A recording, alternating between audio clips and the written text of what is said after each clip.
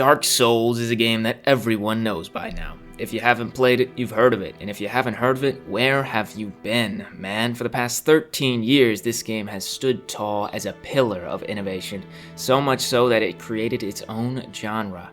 But was Dark Souls really that great? Does it still hold up today?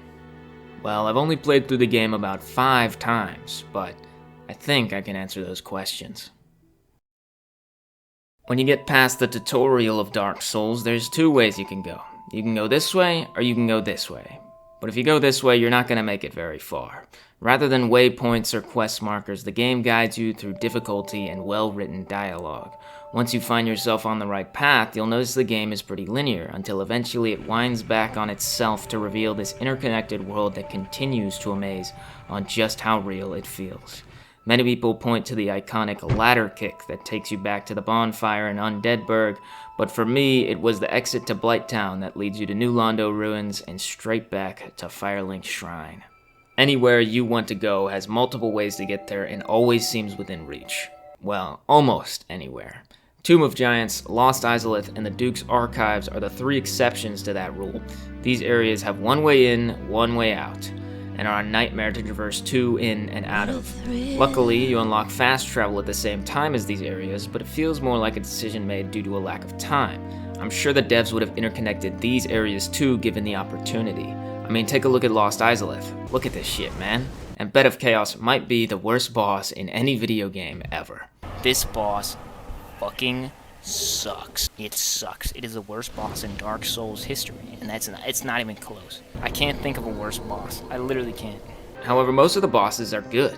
Sure, at this point I can beat Quelaag with one hand. Hottest boss of all time, because she's got the fire, you know. And Ornstein and Smo might as well be Shitstein and Dumbass, but that doesn't take away from the uniqueness each boss offers. Bell Gargoyles make you manage 2 bosses at once. Ornstein and Smo evolve that idea. Capra Demon closes you in a tight space, and Gwyn is much faster than all the other bosses in the game, an idea that FromSoft would continue to build upon to this day. And it's not like the combat of Dark Souls is very complex. You can beat every boss with the dodge button and the light attack, but it fits the genre of role-playing game very well. If you want to use spells, go ahead, or you can choose to be just a guy with a big sword, or an impenetrable shield. The fun and difficulty don't come from using the most broken and overpowered weapons, but from playing the game the way that you want to, and experiencing the benefits and drawbacks that come from that playstyle. Taste my fucking blade, pussy. Except instead of my blade, it's my fucking spear, and it's made of lightning, and you're gonna die, okay? Dark Souls is a game you were truly meant to immerse yourself in, and the world only helps to back that up. We've seen it 1,000 times before by now.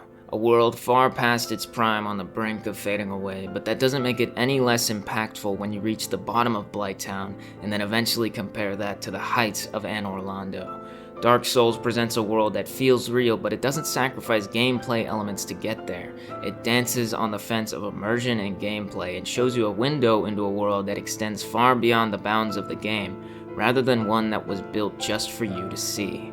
The soul-crushing and demonic atmosphere is littered with glimmers of hope from the NPCs and bonfires that guide you on your way. And because of that, Dark Souls gives you an experience that you won't ever forget. And as you watch the credits roll, all you feel is hollow. This game, it means a lot to me, I think. You know, it's one of my favorite games of all time. And there's a reason for that. Just playing it makes me feel a certain way, especially beating it. Even after the 4th time, it still makes me feel like I've accomplished something.